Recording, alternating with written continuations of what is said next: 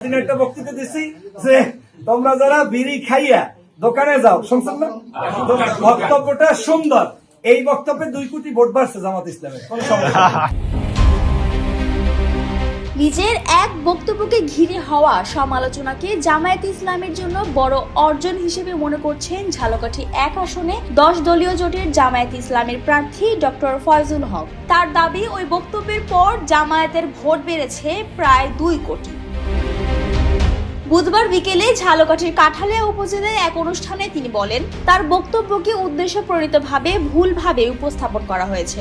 তিনি জানান, কর্মী যদি খারাপ অভ্যাসেও জড়িত থাকে তবু সে জামায়াতের দাওয়াত দেবে। এ কথাই তিনি সেদিন বলতে চেয়েছেন। আপনারা যারা বিড়ি খান বা সিগারেট খান, আপনি যদি এই খাবার অভ্যস্ত অবস্থায়ও আপনার দোকানে গিয়ে বসেন, সেই দোকানে গিয়ে আপনি এই বিড়ি খাবেন, সেই খাওয়া অবস্থায়ও আপনি দাঁড়িপাল্লার পক্ষে বক্তব্য রাখবেন কিংবা দাঁড়িপাল্লার পক্ষে আপনি ভোট চাইতে পারেন। আপনি যদি এমন করে দাঁড়িপাল্লার পক্ষে দাঁড়ান, হতে পারে আপনার জীবন পরিবর্তন হতে যেতে পারে এবং সেটা দাঁড়িপাল্লার পক্ষে অবস্থান করার কারণে একটা সময় আল্লাহ তাআলা চাইলে আপনাকে মাফ করে দিয়ে আপনাকে এই সঠিক পথে পরিচালিত করতে পারে। ডক্টর ফয়জুল হক বলেন, জামায়াতের বক্তব্য ভাইরাল হওয়াটা আল্লাহর পক্ষ থেকে এক ধরনের উপহার। এতে দলটি বিনা খরচে বড় পরিসরে প্রচারণা পাচ্ছে বলেও মন্তব্য করেন তিনি।